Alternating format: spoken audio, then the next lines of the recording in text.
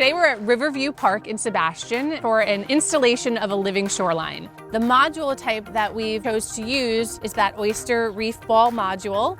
This is a really important project for this area because Riverview Park is experiencing shoreline erosion, and that's due to continual wave action from boats and storms and even the hurricane. And the city of Sebastian needed some way to protect our shoreline and to help improve the Indian River Lagoon that we hold near and dear. And so a living shoreline is an excellent habitat restoration technique which will allow the shoreline to minimize the amount of erosion it's experiencing, but also over time slowly accrete that shoreline. Everyone in the community is really gung-ho about protecting our lagoon, and this seemed like the best path forward. I've seen the shoreline disappearing, and this is going to keep the shoreline, and it's also going to give a habitat for oysters and migrating birds. The second phase of the Riverview Habitat Restoration Project is the installation of a buffered shoreline.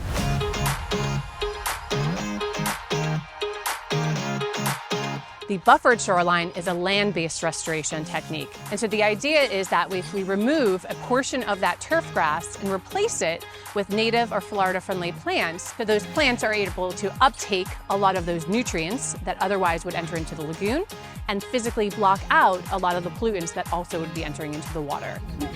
So these buffered shorelines are a great way at preventing pollution from entering into our local waterways. Shoreline projects are essential for the health of the Indian River Lagoon because we unfortunately have changed the shoreline to a very unnatural shoreline. So the more natural shorelines we can have, the better we can control our nutrient runoff and the better seagrass can thrive in the Indian River Lagoon. Every 3 months after the installation of this buffered shoreline, volunteers will come out, they'll help us collect the runoff that would have otherwise entered into the lagoon, and we'll test that for different nutrients. Our data so far has shown that buffered shorelines significantly or substantially minimize the amount of nutrients that are entering into the waterway.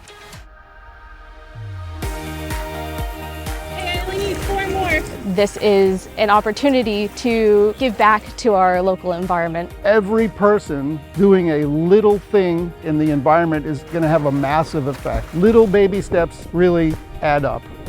Everybody has a really important part about better understanding the problems of the lagoon and how they can be a part of that solution, because we're all connected, we're all polluters, and we therefore can all do something about that.